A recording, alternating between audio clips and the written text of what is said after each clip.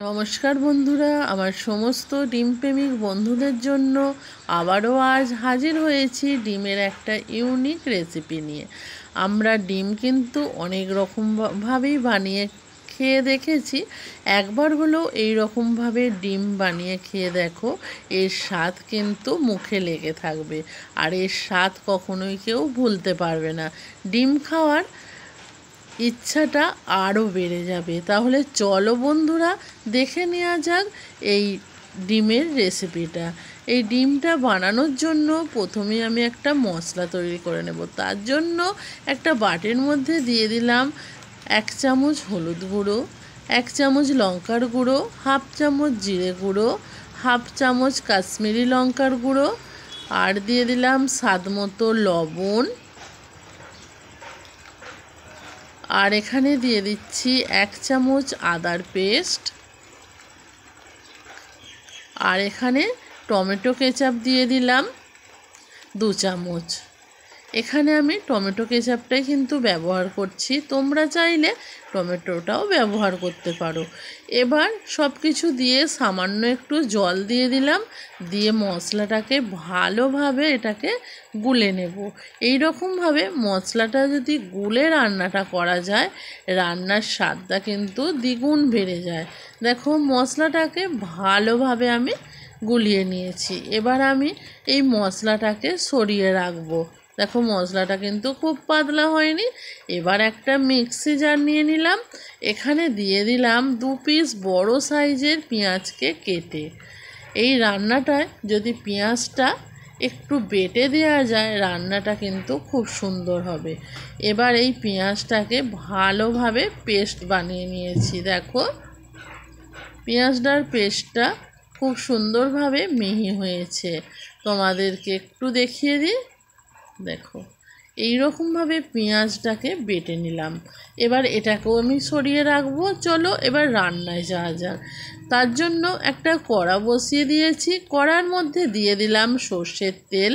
তেলটাকে কিন্তু খুব ভালোভাবে গরম করে নিয়েছি, আর সিদ্ধ করে রাখা ডিমগুলোর গায়েও কিন্তু আমি একটু কাট লাগিয়ে নিয়েছি।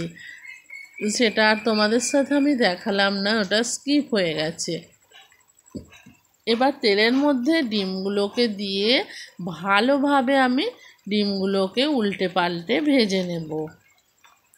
এর আগে আমি আমার চ্যানেলে আমি ডিমের সর্ষে পোস্ত বলো, ডিমের ভাপা, এই সমস্ত রেসিপিগুলো আমি অলরেডি আমার চ্যানেলে দিয়ে দিয়েছি।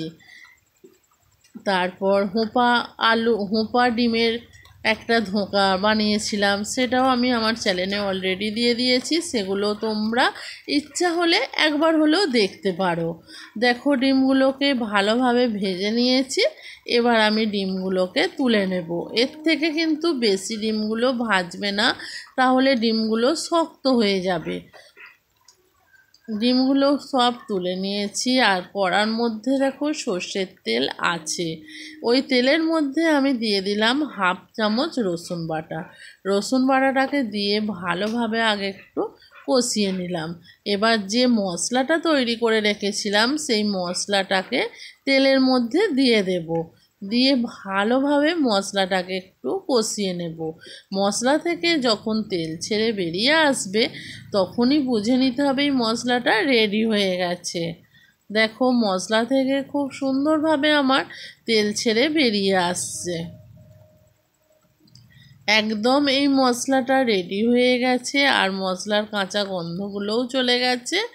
এবার আমি এখানে অ্যাড করব বেটে রাখা আমার পেঁয়াজটা।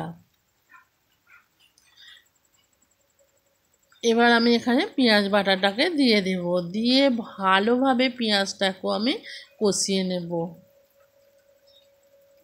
একবার হলেও এই রকমভাবে ডিমের রেসিপিটা বানিয়ে খেয়ে দেখো বন্ধুরা, এটা কিন্তু দারুণ হয় খেতে। দেখো কষাতে কষাতে অনেকটা কষানো হয়ে গেছে, আরও একটু কষিয়ে নেব যতক্ষণ না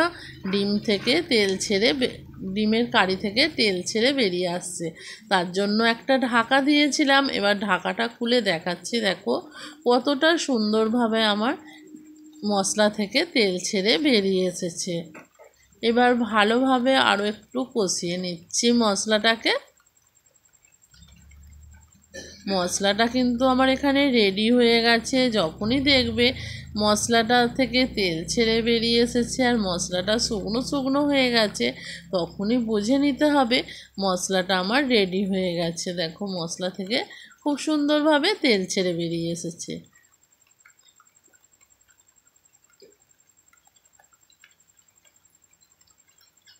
তোমরা ফুল রেসিপিটা দেখো বন্ধুরা, স্কিপ করবে না, খুবই ভালো লাগে। ডিমের অনেক রকমের রেসিপি কিন্তু বানিয়ে দেখিয়েছি তোমাদেরকে। এবার দেখো এখানে দিয়ে দিলাম জল।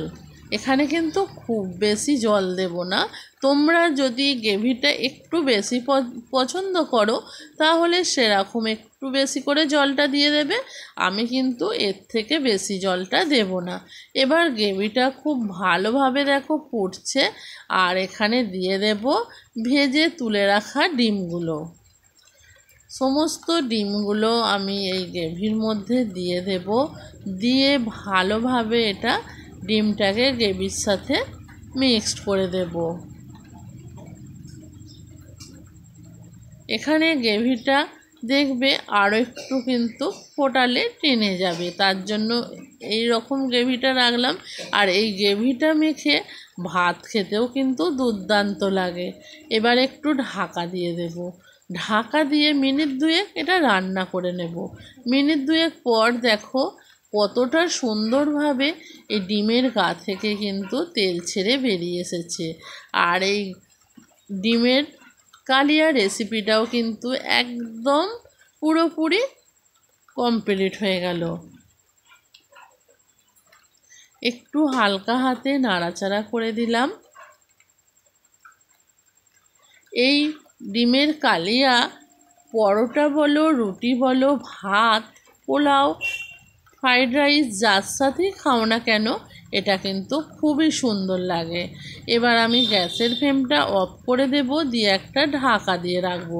5 মিনিট রেস্টে রেখেছিলাম। 5 মিনিট পর খুলে দেখাচ্ছি।